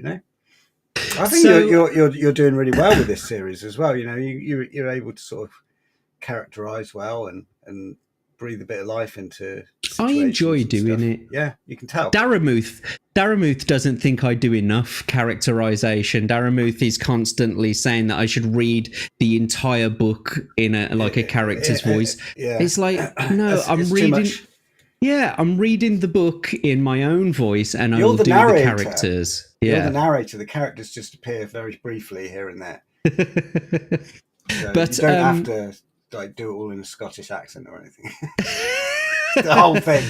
Well, he says that he does his in an English accent, but he always ends up sounding Australian. So yeah, but what I was going to ask you was, so you were granted a re-roll during that. Abe bought you a re-roll, and so that was £5 that was spent, but it wasn't used. Now, Wow. I'm conscious of the time. It's now 11:10. Yeah. We can bring you on again to do an adventure next time. I'll do all of them. Would you like to start a new adventure now, or would you like to wait until next time? I think we can wait till next time. Okay. Then in that case, what I'm going to ask you now is, would you like me to save your £5 donation of a reroll until the next time you play? Or would you like to donate it to the next player, which would be Hanayama? To the next player, yeah. Hanayama's going to need it. Because he's such a noob. Excellent. Well, thank you so much for the donation from Abe to you to now Hanayama-san. So thank you so much, Greg, for being such a good sport. And thank you for coming back and playing again. I'm so happy for you that you've become the second winner on a Read and Roll show. We are going to kick you into the back, as usual, before we get a chance to say goodbye in the back, that sort of thing. But before you go, would you be able to just shill your wares, please? Yeah, I don't really stream much nowadays. What I like to do is appear on other people's channels and not do any work myself. So be a perennial guest or co-streamer, padding numbers. So I'll probably just appear as and when I'm needed by people who want to put a group together in Battlefield 6. Probably Tomby will do some multiplayer sometimes. So I'll be on with Tomby. And you're always on the Hump Day Chinwag as well. Yeah. And Wednesdays is the regular on Hump Day, yeah. And Kadath's links are all in the description below, and so you can go and check him out. He has got some videos on his own YouTube channel, so you can still go and check them out. They're in the links below. So please go ahead and check out Greg. There's an archive of old game streams. There's pre-recorded stuff for Zombie Army 4, which I tried to do a whole playthrough of. I did the whole main game for it, not the DLC. Which was the plan originally, but nowadays you wouldn't even be able to put that stuff up on YouTube, so they may not be there anymore because it is R-rated with full gore maximum. Oh, really? It's the Sniper Elite 5 engine, so you get X-ray kill cams in slow-mo, so it's very graphic, gory, and I put extra blood things, and then it's 3-player with spawns for 4-player. So it's mayhem. A bloody good game, actually. You should play that sometime. Zombie Army 4. Yeah, maybe I will. You're getting quite a few congratulations, by the way, in the chat. Pro gamer. Was this from Crimson Shadow? I don't know. Is that a new donation? Yes, I think that is. Yes, it is. Yeah, it's 10 minutes cow. Ago. Thanks, Crimson. Well, thanks again, Crimson Shadow, for the donation. Shall I pay this forward as well to Hanayama? Definitely. We'll put it in his pot. Okay, excellent. So that's a re-roll and $10, or it's £8, isn't it? There we go. So awesome. That's brilliant. Anyway, Crimson Shadow, thank you so much for the donation. We truly appreciate it. You're, like, as I said, you're getting read your damn chat, Jack. Yeah, I just did. I did just now. I read it. The thing is, because I'm switching between all different windows, so I've got like an Excel spreadsheet open for the adventure sheet. I've got the Word document open for the actual book to make the choices. I've got like the chats open, which I need to keep like flicking between to keep them live in my Ninja chat. I've got I've got EV Mux to go back to, and so I'm constantly just trying my hardest to switch between all of these windows, and sometimes I just don't see it. So, but nevertheless, all on one laptop, is it? It's 2 screens, one computer. Yeah. I was thinking about buying actually one of those USB plug-in screens that you can get that fold open into 3 separate screens. It's all just through USB. So 1 USB, 3 extra screens. I could have them right there in front of me, plus the 2 there as well. That'd be perfect. Be good for playing flight sim games and space games as well. Now that's not a bad idea. Like anyway, Greg, Elite, Elite Dangerous. That would work beautifully with 3 screens. Anyway. Did you ever play the original Elite? Yeah. Was it on the Atari? I played it on the ZX Spectrum. Wow. It's amazing how they managed to fit all of that into such a small ROM. Incredible. That was like the first procedurally generated game. An entire galaxy. And what was the base game must have been like 32K or something. It was fucking ridiculous. It's tiny. It's so tiny. Yeah, and we played it for hours and hours and hours and hacked it and went into witch space, put in a certain key combination before you go into hyperdrive. You go into witch space and you find into Thargoid space and attack the Thargoids. So you just get waves of Thargoids coming. You'd have to dogfight them and dogfight them and dogfight them until you could get out again. That's incredible. I had no idea that even existed in the game. Yeah. Look it up. Elite 1, enter witch space and fight Thargoid waves. Yeah. Impressive. Well, anyway, Greg, I'm going to kick you in the back now and we're going to say goodbye. Yeah, I'll be careful. I'll hang around and we can chat after.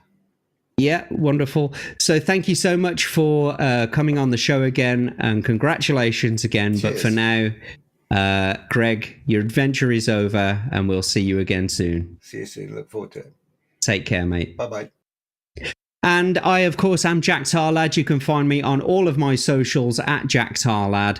Thank you all to you in the chat who joined us here for Read and Roll this evening. Next week, we have Hanayama-san. He's one of our co-hosts on the Hump Day Chinwag, the Kaiju Supreme. So come and see us next week.